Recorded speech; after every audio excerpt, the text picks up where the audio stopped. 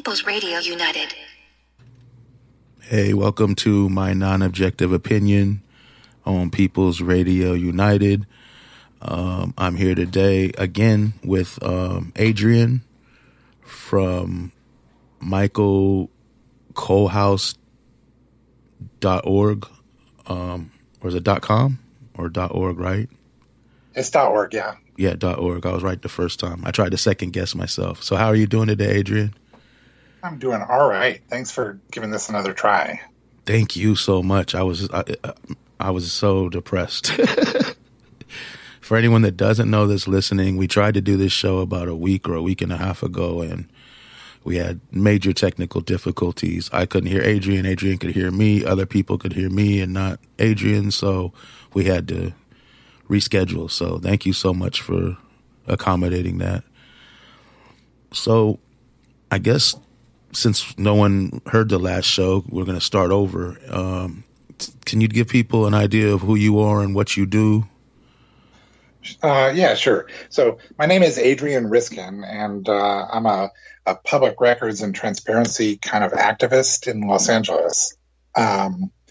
So basically what I do is I make lots of requests for public records to the city of Los Angeles and also like business improvement districts and charter schools. And also I advocate for like greater rights to public records because they're very restricted in Los Angeles. And finally, I sue the city as much as possible because that's the only way to enforce compliance with the law. Wow. Yeah. Yeah. Everything you do is pretty amazing. So you send me and quite a few other people that the care sheets, which are basically telling us where the sweeps are going to be on different encampments or quote unquote cleanups or whatever. So you kind of gave the story last time about how you got those and the whole little thing. Can you go through that again?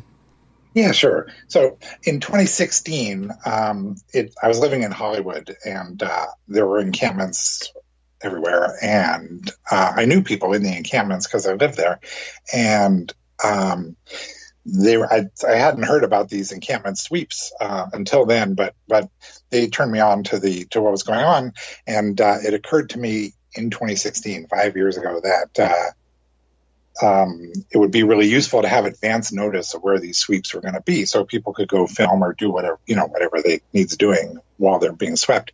So I tried to get the city to give me the schedules in advance by using the Public Records Act, but they would not do it. They put it off, and they send them to me like a week late, where they don't do anybody any good. So I put a little pressure on them over the years by showing up at 7 a.m. when the Department of Sanitation opens at 11th and Broadway and 12th and Broadway, and just showing up and demanding to see the records in person, which you have the right to do under the law. And I think this pissed them off enough that finally they agreed. They made this kind of informal deal with me where they give me the sheets in the morning every day, like before the sweeps start, but they won't give them to anybody else. They won't publish them on a public website. So I get them, and I send them out to about 150 people who are interested by email, and I also tweet them. Yeah. What we didn't do last time is, can you give the information to people who might want to get those sheets who live in the Los Angeles county area? It's a pretty big area that they cover. It is, but it's just city. I'm only able to get the city ones. Oh, it's just the city ones? Okay. Yeah. The county is. Okay, I'm sorry. My bad. I just look for my spots that I know, so I don't even know what else is on the sheet sometimes. Gotcha. Right. Yeah. But yeah, these sheets are awesome, and they tell you where all the sweeps are going to be, so you can monitor. Like you said, Adrian, you could film them. You can make sure because it's not just cleaning crews. A lot of times they come with armed police, and the police go and evict people in sometimes extremely violent ways. So, if you get these sheets and this is going on in your area, you'll know a little bit ahead of time, and you can get out there and maybe protect some of your houseless neighbors that need the most protection. So yeah, if you could do that. Right. So the easiest ways to get in touch with me are through my blog at michaelkohlhaas.org. You can just email me. There's the email address there. Or you can DM me on Twitter. My DMs are open, and I'm .kohlhaas on Twitter. Just let me know. Send me your email address, and I'll put you on the list. Yeah, I mean, it's really important that people be out there, and you facilitate that. You make it possible for this to happen. So big props to you on that. So as far as public records, there's it's like the Freedom of Information request. And is that the kind of thing you do? You go in there and you just request public records, or the California information or whatever that is. Yeah. So can anybody do this, or do they need a lawyer? How hard is it to do this? Okay, so let me just talk about it on two different levels. The first level is the theoretical level, like how it's supposed to work, what the law says. And then the second, after, I'll talk about how it actually works in the city of Los Angeles, which is very different. So the way the law works is that every person has the right to look at public records in California. And public records are defined in this incredibly broad way. Basically, they're any kind of physical carrier of information. So like emails or papers or films or still photographs, anything that just carries information in a physical way counts as a public record in California. So everybody, you, me, anybody has the right to look at these. And there's two ways to go about doing that. You can go to the office and demand that they show them to you right then. Like, this is in the law. That's not very efficient, but it is satisfying, and sometimes it works. Can I ask a question? Yeah. If you did go to the office and demand they show it to you, are you allowed to get copies or pictures of them, or like how does that work? So the law requires them to let you take pictures of the records. Okay, you can make your own copies as long as you don't touch the records. Like the method of copying can't touch the records. So photographs are good, but other kinds of like scanners might not be allowed. However, it's good to ask because the city of Los Angeles lets me use a scanner. But you can always photograph them with your phone. Exactly. Okay. And it's not like a stack and they're like, good luck photographing that past the first page. They'll lay them out for you, or? No, they don't lay anything out for you. They're so, anything the law doesn't force them to do, this is moving on to the second thing, but like anything that the law doesn't require the city of Los Angeles to do, they will not do it. In fact, they'll often do the opposite if it'll slow you down. So they're going to give you a big stack of paper, and you can flip through it and take pictures. Although, like I said, the city lets me use a scanner. I have a little portable scanner. So it can go more quickly. But they, Yeah, I'm sure certain people, they give a lot less leniency to, I think, trying to get certain records and certain kind of records as well, I would believe. Yeah, that's absolutely true. For instance, you could ask LAPD for like calls for service records where they tell you like every time the police got called to some certain address. They love doing those because it takes them like 30 seconds and it never says anything bad about them. And so you can get those in like a day or two from LAPD. But you want something else like emails where they talk about why did they blow up that whole neighborhood? Like, you're not going to get those so easily. Yeah, I was going to ask you about that last time, and you said the thing about records is it takes a while to get them sometimes. That's right. So the other way to get records, besides just going in and demanding to see them, the trouble with that method is like most of the records are on computers and stuff. They don't know where they are right then, so they don't have to.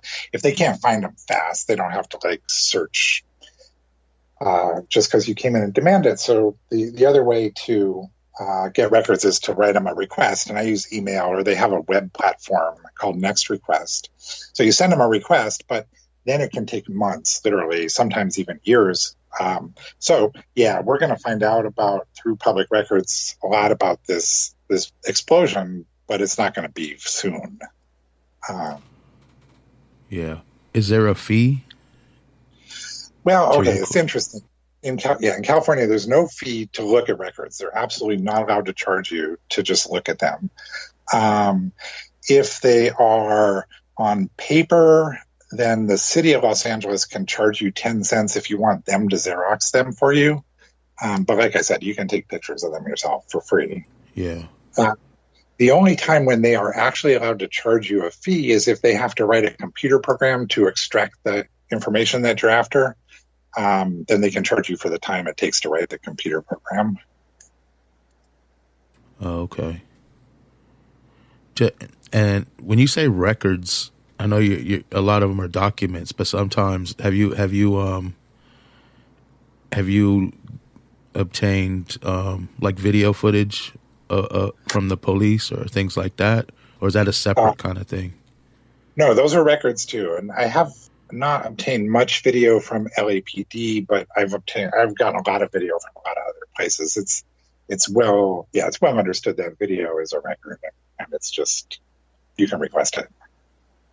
Yeah, because a lot of time, I was thinking about this on Saturday. There was a protest, and they always have cops out there, and they're always filming me and the other people with some kind of, just camcorder or whatever. And I was wondering, like, how hard would it be to get the images from that camera, kind of hear what they're saying behind the scenes and all that. Right. So the one thing that I haven't talked about yet with the public records, I'm going to circle back to that in about 30 seconds, is that they don't have to give every public record up to the public. They're what are called exemptions in the law. So these are like exceptions to the ones that they have to hand over. And one of the exemptions is called the investigative materials exemption. So like the police don't have to turn over their investigative materials. They have like files on crimes they're investigating or whatever. That's exempt from production. So if you ask for those videos, I have a feeling that they're going to say that they're exempt as investigative materials. And they so practically speaking, it will not be easy to get those videos.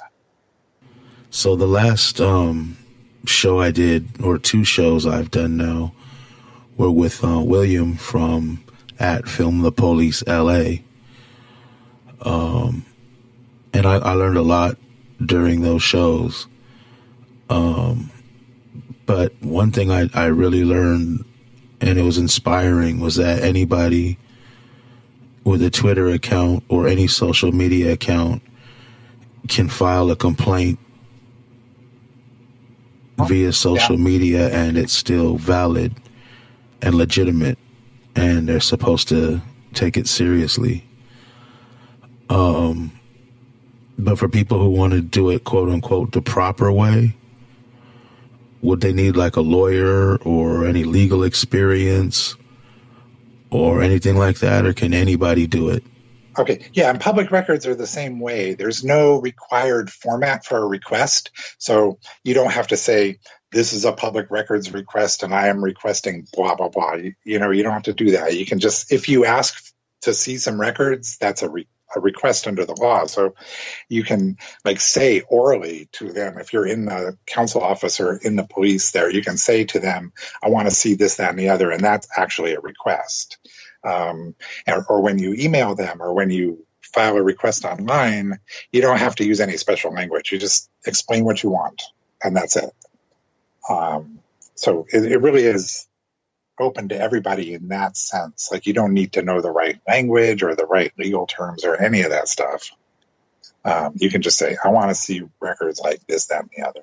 Is there any criteria for what information they will willingly give you? I mean, is there like certain information you can't get from the get-go or they won't give you? Is there anything like you're guaranteed they're going to refuse if you try to get it? And if so, what information would that be, and what would be their reasoning for not giving it to you? Right. It's hard to tell. I don't think there's like exactly a theme for the ones that they don't want to give up. Like LA, a real theme for what they push back on. But I get requests denied all the time. LAPD denies them on for all kinds of ridiculous reasons, and other city departments do also. One of the huge flaws in the Public Records Act is that there's no way to enforce it except for filing a lawsuit. It's the only mechanism for enforcing it. So the city of LA exploits this fact a lot. Like they deny requests, and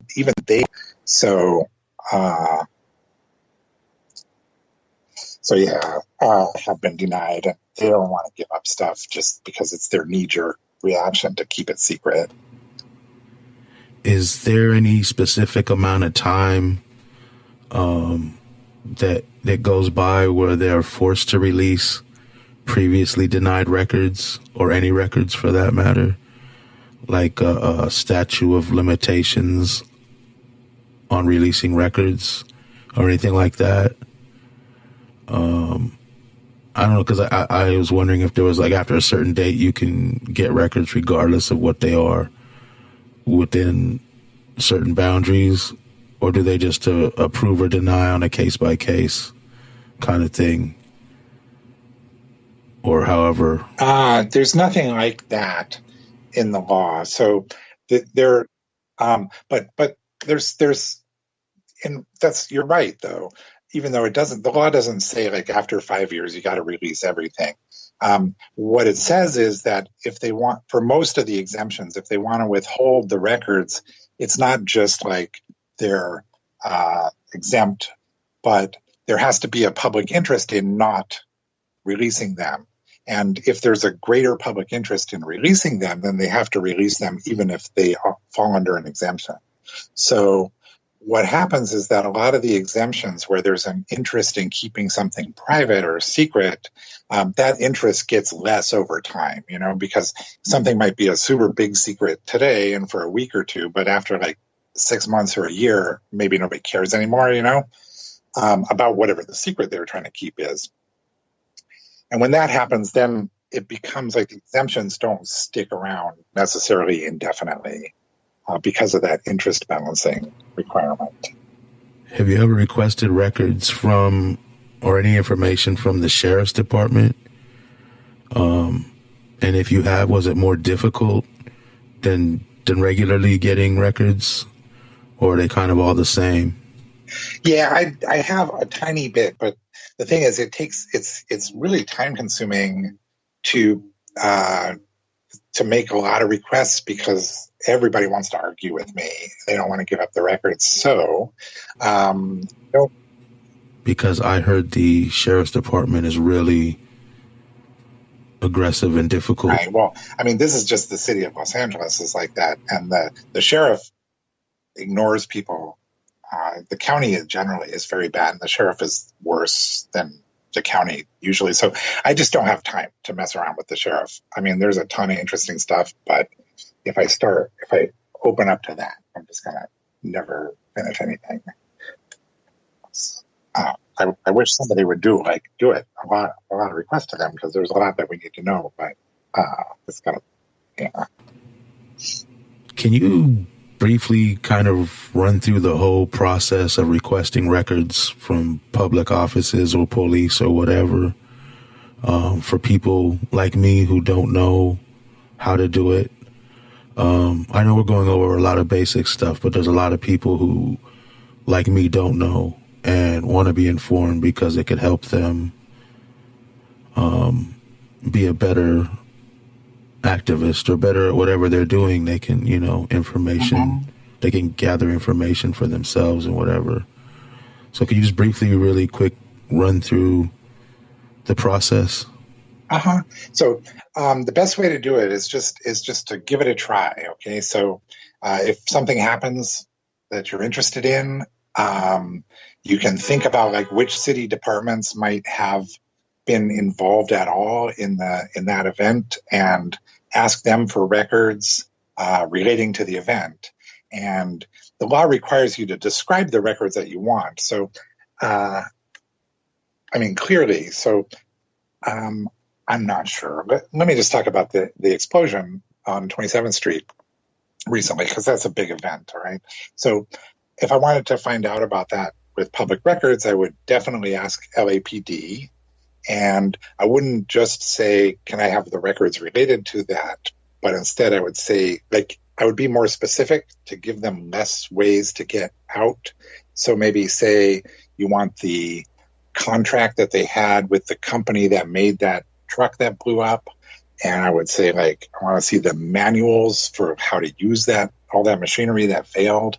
And then I would say, maybe I want to see the training records of all the people that were involved. Think of the kinds of things that might get written down about that would say something about it. And then just ask for all of those. And then spread out to the fire department. I would ask them for stuff because they got to be involved with explosions. And I would hit CD9 because current prices, I mean, he says he didn't know about it in advance, but I don't necessarily believe him. And it doesn't hurt to ask. So I would hit him up for like emails from around that time period with keywords like, I don't know what. And just like that. So you pick the event and you think of all the city departments, and then you just kind of ask them all for fairly specific stuff, but it doesn't have to be perfectly specific. And then if you get any of that material, then reading it will give you an idea of what to ask next. And you can just expand your requests in this kind of spiral like that until you understand what's going on, like a year later. Okay. Yeah, I'm hearing that people couldn't hear me through a couple minutes of that, so I was trying to get it going, so I believe they can hear me now. I don't know what happened. I apologize, Adrian. This is just the weirdest thing, but now it's fine. Yeah, you are good now. Okay, so yeah, I was a little bit distracted trying to figure that out. To everyone listening, my apologies. We tested twice now. I told you that at the beginning, Adrian. I don't know what was going on with this. So yeah, from looking at all the stuff you've looked at, all the information you've taken in, as far as these sweeps and the whole situation with the encampments, I know you don't have like the newest information. What do you think, in your opinion, people should be doing? Like, what does the information tell you? Like that, like from your point of view, what can be done to help the situation, if anything? Well, I mean, immediately, in an immediate sense, just people going, housed people going to these sweeps and just observing, filming, or helping, like you said, helping the people who live in the encampment, like preserve their stuff and protecting them. This is super important in an immediate sense. Street Watch LA does a great job of that, and there are like dozens of these informal groups around the city that do it in their neighborhoods that you never even hear of. So that's like absolutely essential, and everybody can do that. If you sign up for the schedules and you notice a sweep, like you were saying, in your area, you can just go there and see what needs to be done. That's super important. And then but that's not going to solve the problem of us having the sweeps in the first place. And that's a really hard problem because council offices use those sweeps as like political patronage. Most of them are responding to citizen complaints. So I see like hundreds of emails where people will email their council member and say, the encampment's out of control and my kids are scared to go outside and blah, blah, blah. So please come arrest them all. And then they do. And that makes it a hard problem to solve because you got there's no policy in operation. It's not like the council has decided like they're going to do encampment sweeps according to some set of reasons that makes sense. It's not like that at all. It's like they're just calling them in because people ask them to. Who they want to do favors for. And how do you solve that? I mean, I don't know. We need to elect new council members, basically. Yeah. And I don't see any other solution because the ones we have now are so entrenched in this kind of patronage system where they just hand out favors from their office. And there's no plan for anything. Yeah, I fully agree. They could have stopped this. They could have just housed a lot of people but they didn't. Right. They don't want to. They yeah. Have you, because this is another thing I see when I'm out there, I'll hear the police I'll say, why do we need people with guns over here to clean it? Because most places, the people are sweeping it up. The people are trying to help and get it done. They're working with the cleanup crews. There might be one or two people that's slow or disgruntled or something, but eventually they'll get them out or go around them or something, right? And the police always say it's to protect, well, they say it's to protect me. Bullshit. They say it's to protect the residents. Bullshit. But they also say it's to protect the sweet people, the people doing the cleanups. Right. Is there any evidence that there's a problem with them getting attacked? Because I've never seen them get attacked. Yeah, there's no evidence that that's a serious problem. So they have been attacked. There's no question, because I've seen some reports that they have some reports they fill out that if an incident occurs at a sweep.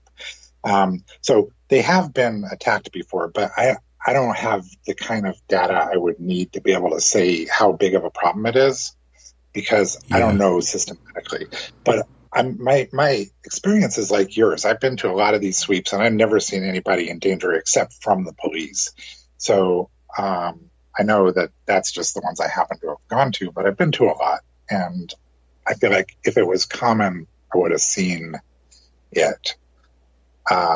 Instead, I think it's really more like these protests. You know, the newspaper says the next day the protests turned violent, and when you watch the video, it's really the cops just attacked everybody. And I think that's the real main problem at sweeps, is that if people are going too slow, or they have an attitude that the police don't like, or the usual things, then the police can start arresting people and doing that violently. Yeah, I mean, I'm sure there's been sanitation crews that have been, or people or whatever, that have been assaulted. But at the same time, that's what I'm saying, is that it didn't seem to me like it's some rampant thing going on where you need people with guns at every encampment sweep. Because what I noticed, I a lot of times I'll go to the 405 overpass in Venice, in Sepulveda one. I'm there. I was there a lot until I started working again. But I'll notice that they didn't have police come for a while. I think it was after the murder of Victor Valencia. For a long while, there weren't police there, and it went so smooth. The people would help. They bring the trash up. I mean, because then it's like, oh, I'm here in where I'm forced to live, but I have my community. I want to bring out my trash to the trash truck, give it to the trash people, sweep up, work alongside with these people, and I've never seen a problem. And then all of a sudden now the cops are back again. The last time I was over there, it's just, I don't understand it. I don't know what their logic really is. Because to me, you would need to have evidence that that's a huge problem with these people being attacked all the time.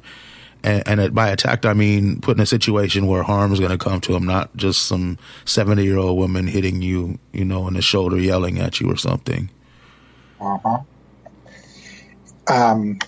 Yeah. I really get the feel. Well, okay, I think the police are there on purpose to arrest and intimidate people. It's part of the overall plan for just harassing homeless people so much that they move somewhere else. That's basically the city's whole kind of program. So, the more you can arrest homeless people, the more fucked up everything gets for them, because they start missing court dates and blah, blah, blah. And then they get warrants, and then they owe a lot of money, and they can be they lose control of their own lives, because then they can be arrested for nothing just because of a warrant. So I think that's why the main reason the police are there is to make sure that they keep arresting people enough to really impede their lives.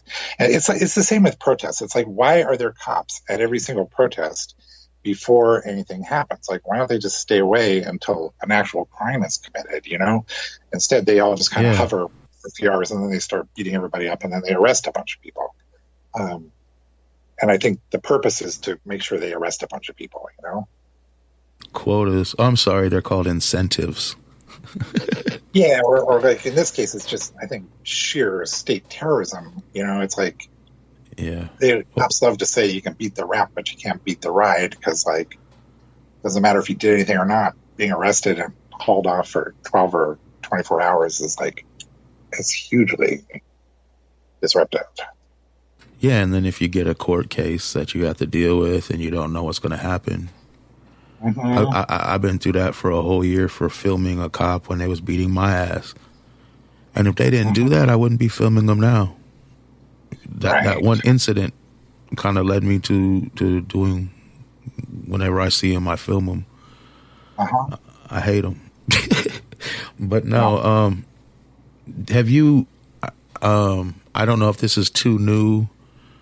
Have you seen anything about what's going on in the Venice area with the evictions, or quote unquote cleaning up of Venice, where they're making people move and taking them places, and a lot of people don't know where everybody's going or disappearing to?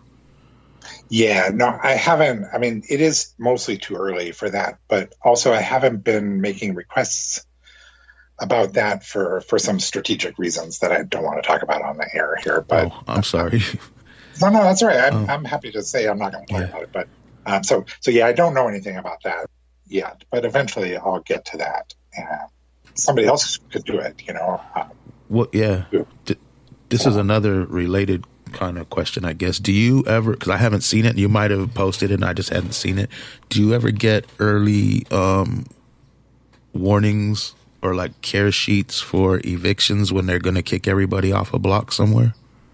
No, if it's not the care or the care plus teams, then I don't get any notice. So some of those, you know, you can tell when they're going to kick everybody off because the care plus thing says comprehensive cleanup instead of spot clean.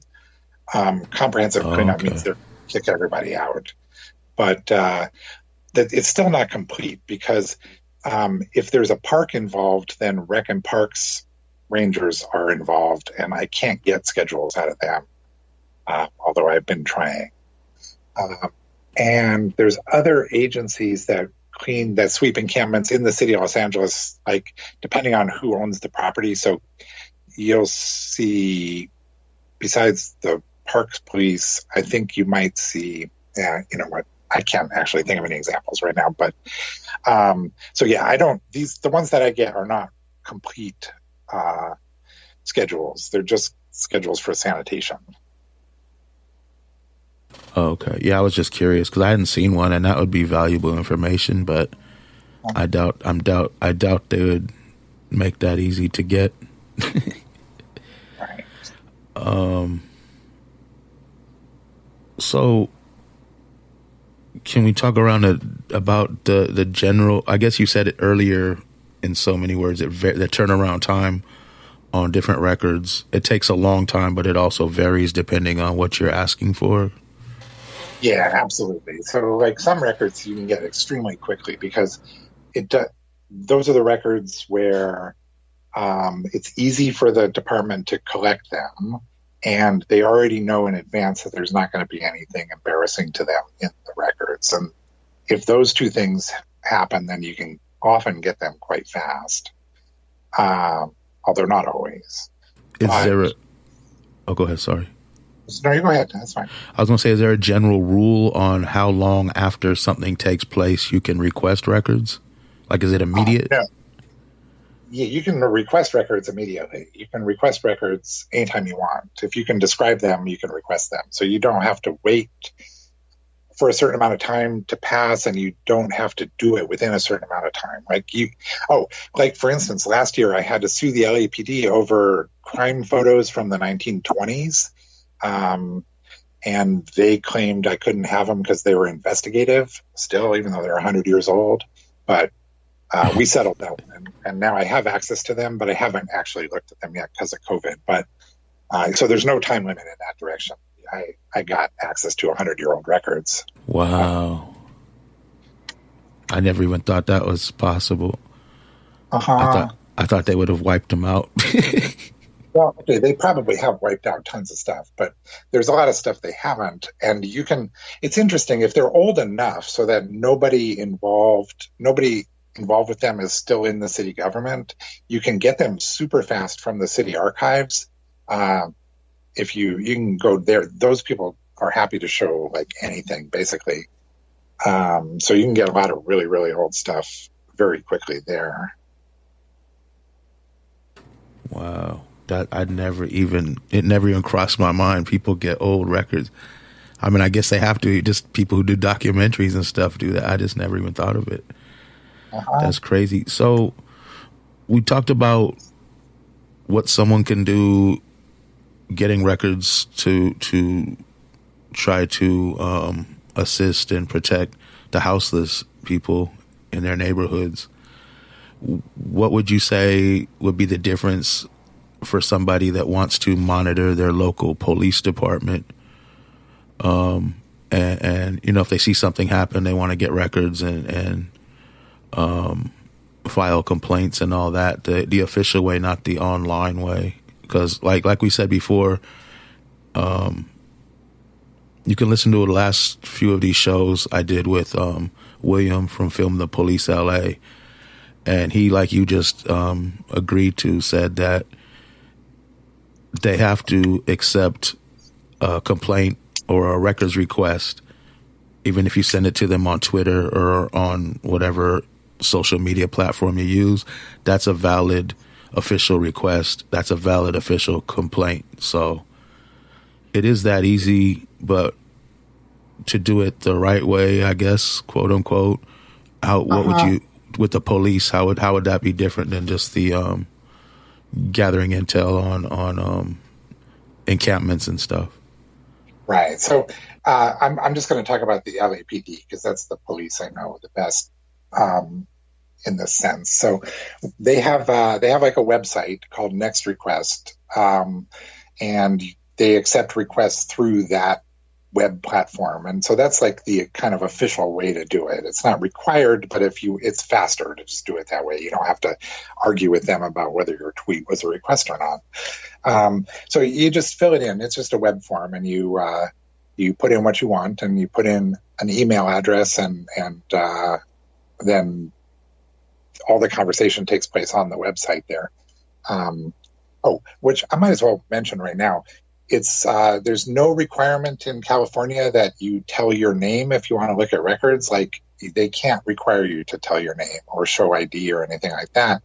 So when you fill out a request online for LAPD, if you make a new Gmail address or a new email address that you never use for your personal stuff, you can just put that in. You don't have to tell your name, or you can make up a name.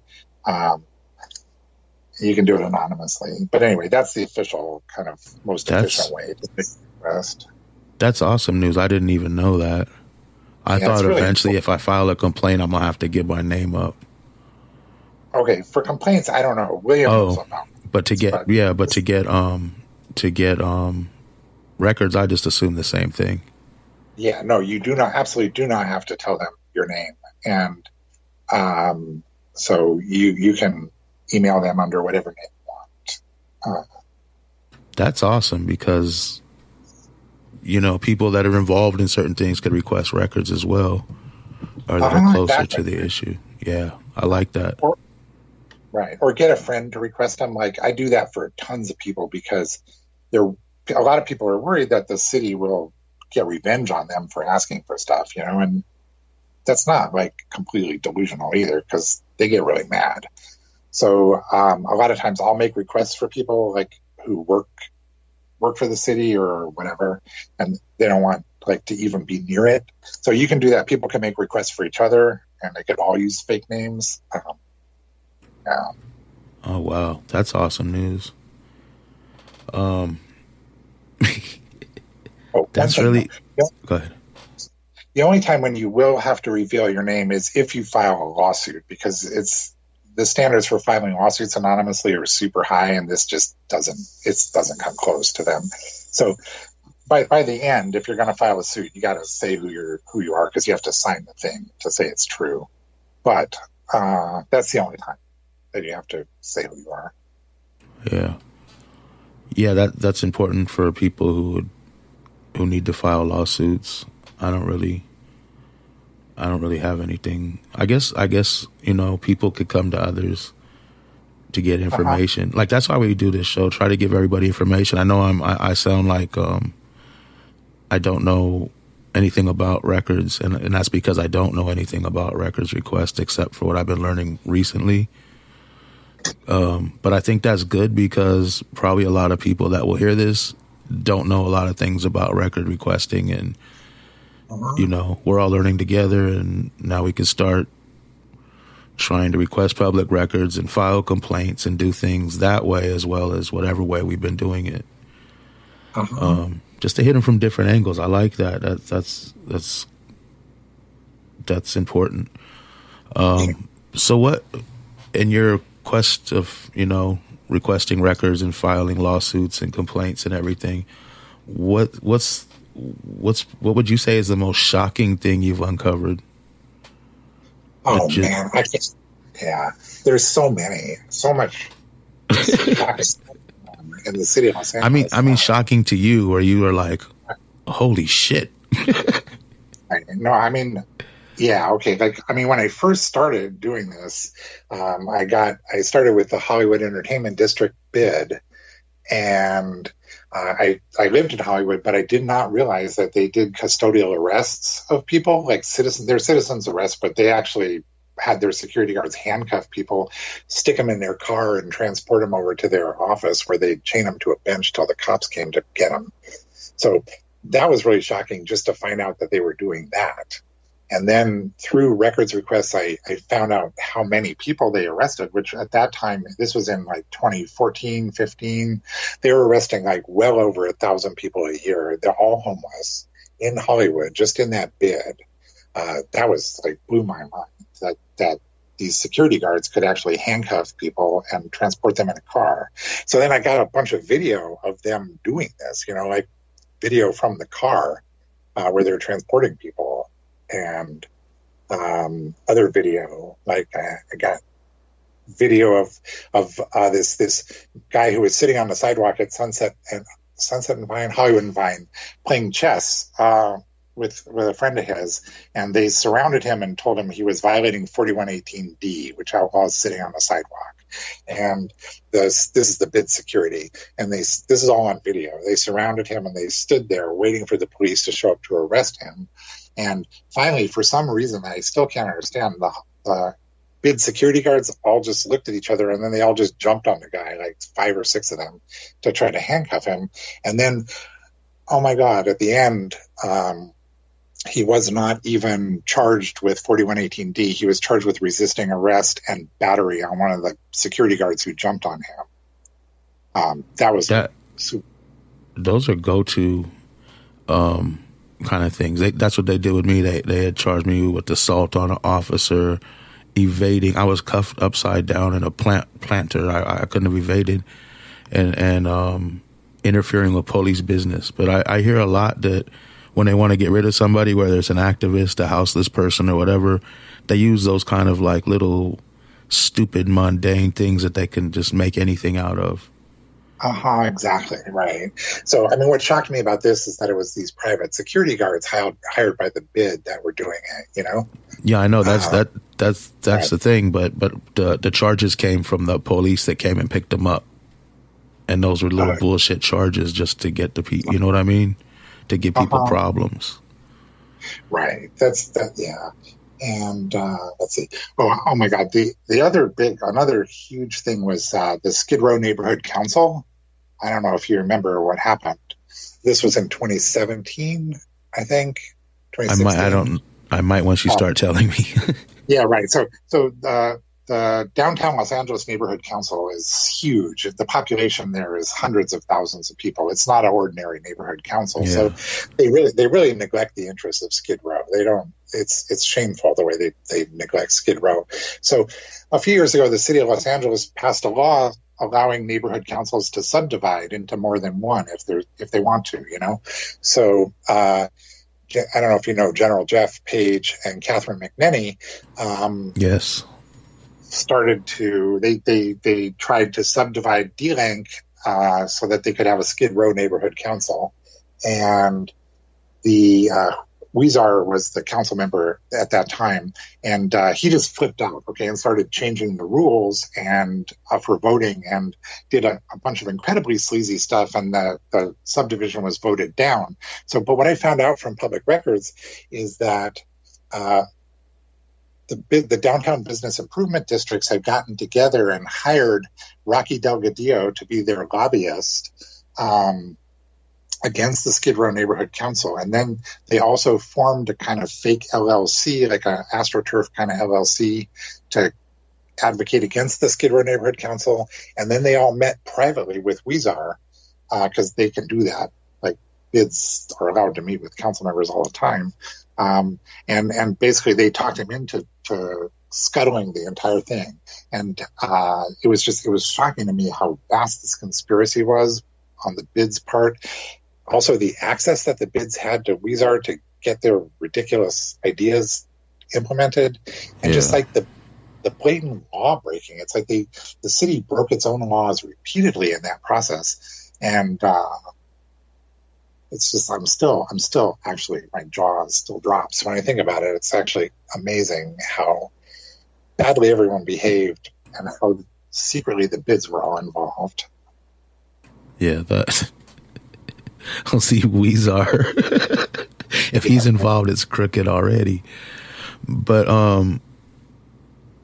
what kind of agencies did you have to request records from to get that? Because I know we talked about the police and sanitation, but pretty much any time the government does any business with anybody or makes contacts, there's got to be records of that, right? Absolutely. And that's how we find things out. So what other agencies do you deal with that we haven't mentioned today so far? Like I said, I know these are basic questions, but I don't know everything, a lot of these things, and I'm sure a lot of other people don't know, and it's extremely helpful for you going over this, and I appreciate it. Oh no, I know that this is important information, but yeah. So besides the city of Los Angeles, I mainly also work with business improvement districts. There's like 40 something of them in LA, and every single one of them is subject to the Public Records Act. You can ask every single individual bid for all kinds of records. Let's see. I also deal with charter schools because I don't like charter schools, and but that's a little bit tangential, maybe. No, you can't. I know a lot about the charter schools and some damage they've been doing too. We've done a show or two on that in the past. Oh, yeah. So charter schools are also subject to the Public Records Act, so you can ask them for records too. And these smaller kind of agencies like bids and charter schools, the Public Records Act works way better with them. And the reason is that since suing is the only enforcement mechanism, and the city of Los Angeles has so much money, they don't care. They get sued all the time. They're sued 1,000 times a year probably. To them, it means nothing. So they're happy to just break the law and wait for people to sue them. But bids are different. They have very small budgets compared, and a lawsuit can really hurt them, and I had for instance, I sued the Larchmont Village bid, whose whole budget is I don't know what it is, $100,000 a year. And they ended up having to pay my lawyer around $20,000. It was really significant. Okay. So since then, those people have been incredibly cooperative. They follow the law to the letter because they can be hurt by the suit. But, so bids are a good place to start for people who want to get some practice because they tend to be way more cooperative, with a few exceptions. Yeah. I can't. I try to make an ultimatum, like you can just change this and not get sued, but like you said, they don't care. It's nothing to them. Yeah, the city, they don't actually care at all. Yeah. So it's kind of useless if you're trying to make change. Unless you're trying to make cha-ching change, I guess. No, it's not useless. Because let me talk about the lawsuits a little since you brought that up. Okay. It's important to remember that the requester can't get any money out of these lawsuits. Okay, so you don't sue for damages and then they pay you money. Instead, you sue for access to the records, and then if you win, you get to see the records. So I see. Where the money comes in is that the law requires the judge to award lawyers' fees to the requester if they're successful in the suit. Okay, it's required. So it's possible to get lawyers to take these cases not on a pure contingency basis, but like on a modified one where everybody chips in some money, but then you get it back at the end when you win. I see. So like, they may have to pay like that bid that had to pay my lawyer $20,000. I didn't see a penny of that. Okay, they were just paying him for the work that he had to do so I could get the records. Oh wow. So I see what you're saying. They'll pay your legal fees if you win and get the records. For having to battle to get the that just seems like, why not just give up the records in the beginning and save all the trouble? Well, that's what I mean. Smaller agencies have learned to do that if they get sued a few times. But the city of Los Angeles, it actually probably is more efficient for them to not follow the law and wait till they get sued, because I doubt 1% of requesters sues them. So they probably are going to do a lot less work by just waiting until somebody sues them. Which is why the law needs some kind of penalties written into it. That'll affect LA as well as smaller groups. So it does affect change then. I was misinformed. Because they gotta change their what they were doing wrong and try to fix the problems or hide them again, I guess. Or I see how that will work. That's not what I thought it was. See, I'm learning things.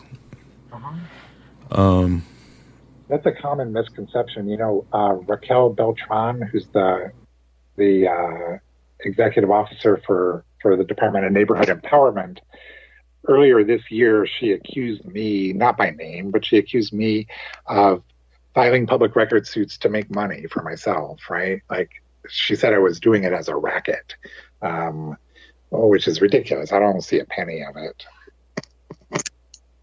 I mean, all the work someone like you do, you should be getting paid. Listen, I think that there should be damages. I think the requesters should actually get money. In fact, in 2017, the legislature almost passed a law imposing like $1,000 fines on agencies that violated the law.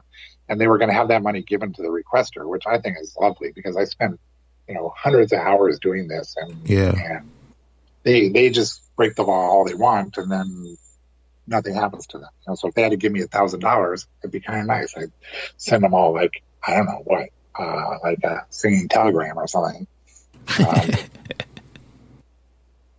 But as it stands now, there's no way to get any money except for the lawyer gets paid.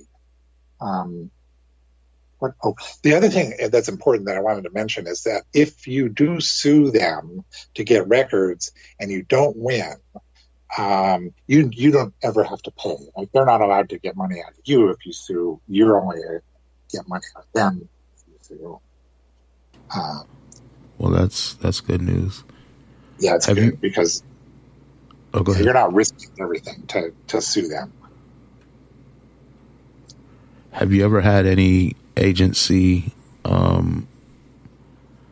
be hostile or retaliatory towards you for requesting information or records or whatever? Well, they're really hostile, man. I had them be super hostile. Christ, I went to this the historic core bid one time. After fighting with them over records for months, I finally got them to agree to let me come in and look at them, even though they're emails, and they should have just, fucking used Dropbox to send them to me, but they wouldn't, right?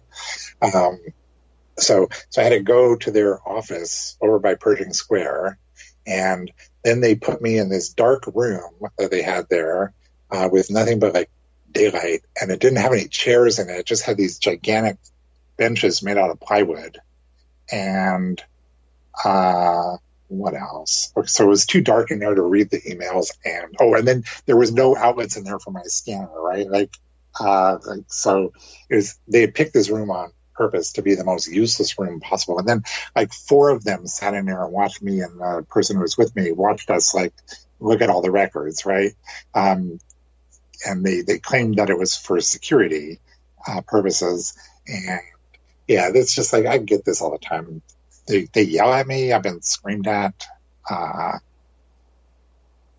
Let's see. Oh, yeah, speaking of Weezer, his former press secretary, Rick Coca, that guy screamed at me before, right in City Hall.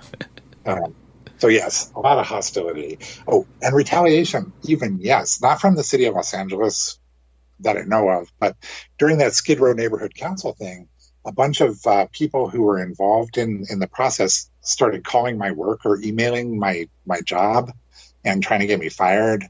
So I get that pretty regularly. I'd say like get emails to my job, at least once or twice a year, maybe. Yeah. But that's pretty much all the retaliation. Yeah, my jobs usually know what I'm about, so it's not an issue. Right. It's same with me. They know me. In fact, that's what happens is they show me the emails. Like, what do you want me to do about this? And I'm like, nothing. I published a bunch of them once, actually, just to show those people I wasn't scared of them and embarrass them a little bit. So I don't know if you have any information on this, because it is kind of new, but maybe just your opinion on it, and what you think is where it's gonna go, because it's scary to me, honestly, and it makes me nervous. Is these new rules and laws they're coming up with that are basically criminalizing poverty, criminalizing sleeping in cars or trucks, criminalizing sleeping by schools and parks, I think. I don't know. That's terrifying to me. I don't know if you have any more of an idea from information on where it's going, or I don't know. Yeah, no.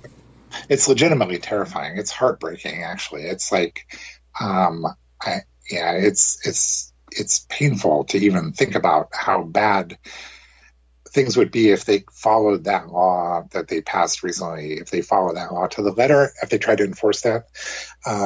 So, yeah, I don't have any hard information, but I think what's going to happen, it's happened before, is that the first time they try to use the law for enforcement, they're going to get sued by Carol Sobel and Shayla Myers, who, they sue them all the time over this exact issue. They know how to do it.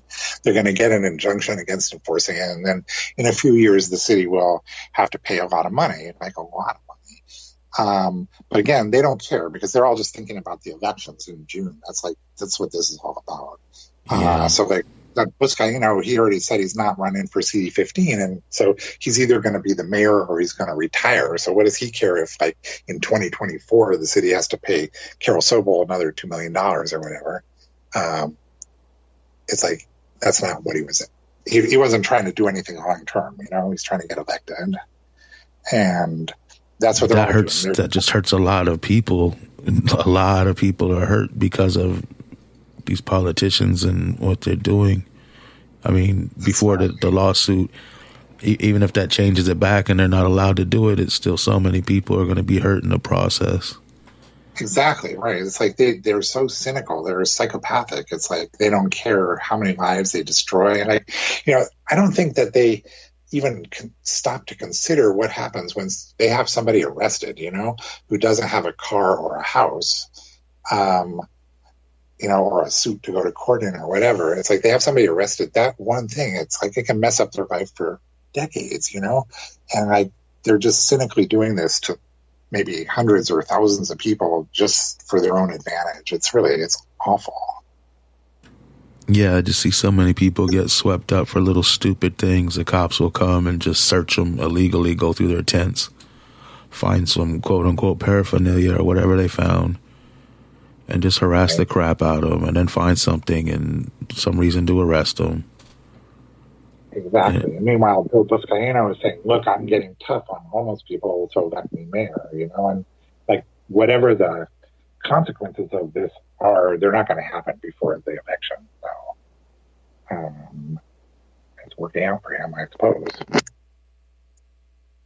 Yeah. They just go through these people's stuff like it's nothing.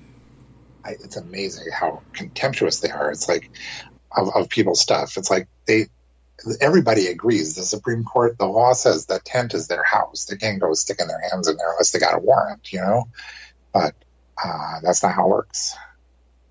Yeah, imagine I try to tell them sometimes. I say, imagine if I came to your house at 5 a.m, 6 a.m, and told you to get out and take all your stuff, and whatever you can't take, you can come pick up later. We didn't throw out the trash because it was dirty. Yeah, well, I demolish it. Now you can rebuild.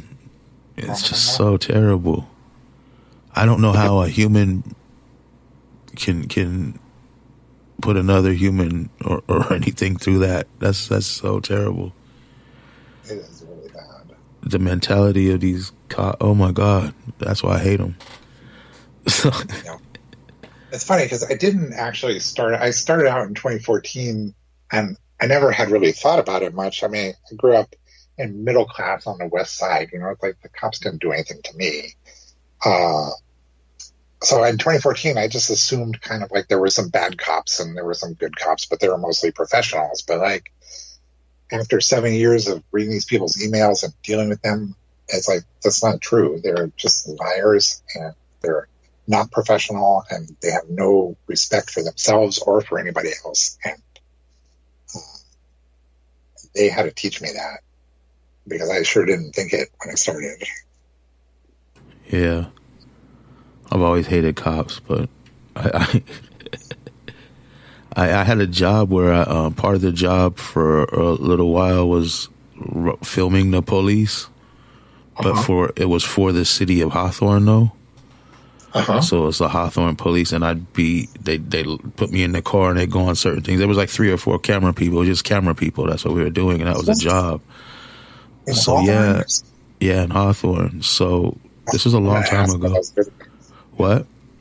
I'm going to ask them for those videos. This is in like the 90s. So yeah, they still probably have. And here's the thing. I don't know the date or time of this or anything. It was like a long time ago. But my boss came in and he was like, oh, looking real shook. And then I was like, what's wrong? And he's like, man, he goes, I got video of the cops. And then he played the video, and it was like this 70-year-old black dude was just chilling, and the cops started harassing him, and they just beat him senseless. I mean, they beat him really, really, really, really, really, really, really bad, and he had it all on video. And he's like, man, I'm gonna call the news or something. Someone's got to know about this. And they were where we had to go, and was in the basement of the city hall, which was across the street from the police station. I don't know if it's still like that. I think Hawthorne Police Station and all that moved around since then. But yeah, all these cops came in, and all these cats with suits from the city came in, and they demanded that tape. Like, no one's leaving till we get this, and this. And they took it and left.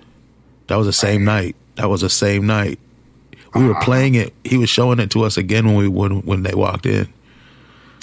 And that was before digital, so there's no way to like upload it real quick or anything. Yeah, it was on a 3/4 inch. It was on a 3/4 inch tape. Yeah, I'm sure it got wiped or destroyed. I mean, I don't know why they would save that. Right. But yeah, that was just so. It wasn't that they beat the dude, because I had seen that. I've seen cops beat and do terrible things my whole life. It's just the fact they came in and took the tape with such force. Like, everybody supported them. They all came in like, shoom, minutes later, and took this tape. It was like some mafia level shit, man.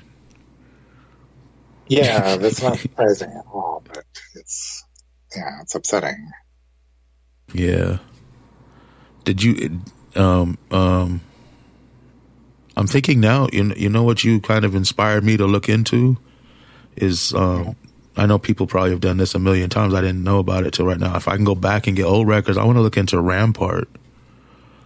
I think that would be so interesting. I interviewed Alex Salazar, who was a cop over there during all that. But yeah, I just think that would be interesting just to get a lot of records and see what was going on behind the scenes over there. Yeah, absolutely. And we should talk offline, but I have some ideas that might help you get into that. So, but yeah, like we'll just talk about it. Yeah. Cool. Yeah. So, I know you're busy and you got to be done by 4 or whatever already. But yeah, there might have been technical difficulties in the beginning. So if that's there, I'll try to fix it and put in the recording or whatever. Is there anything you think I didn't talk about that would be important first time info for people getting into this or trying to get records or whatever? Right. No, I think we covered pretty much everything. And like I said, I don't know if I said this, but feel free, people who are listening, if you have other questions about how to do it, feel free to DM me on Twitter.Kohlhaas or get in touch with me through the blog, michaelkohlhaas.org. I'm happy to just discuss it with you personally also. Yeah, that's awesome. Like, you're super awesome. Like I told you earlier, I got a DM from an activist I think is awesome, who told me they view you as the most important activist in Los Angeles at this current time. Oh, that's really nice. Yeah, I mean, people have sent me a lot of things. Really excited about hearing from you. I'm a terrible interviewer, but I just try to let you talk and get information, that way. So, my apologies to everybody for my monotone.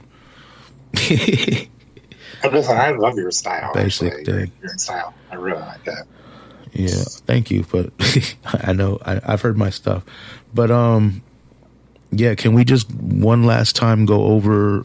Oh, I think I peeked right there. One last time go over 2 things. One, how people could request care sheets from you, and number 2, you had gave a website out where people can request records from more officially. Can you just... Right. Yeah, so if you want to get the care sheets in the morning, just get your email address to me either by DMs on Twitter or through the blog.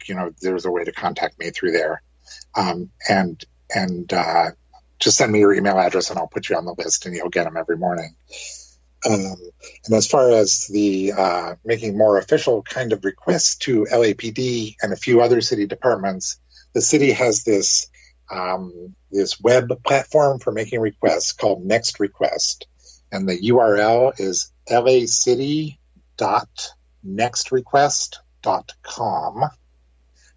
And if you go there, it's completely self-explanatory from there. And the LAPD is on there and a few other offices. Awesome. Thank you so much. I really did learn a lot, and I really appreciate you doing this 1.5 times now. Thanks for having me. Oh, thank you. So, yeah, like I said, I don't know why we keep having technical difficulties when you're here. Like, I did a whole show in between. It worked. We did a test. It worked. And then you come on and something goes wrong. Maybe it's your super electrifying personality or something. So yeah, thank you so much, Adrian. I appreciate you. I appreciate all you do, and I appreciate your time. And thank you to everybody who is listening and will listen. I hope you learned something. I hope you go out and get records.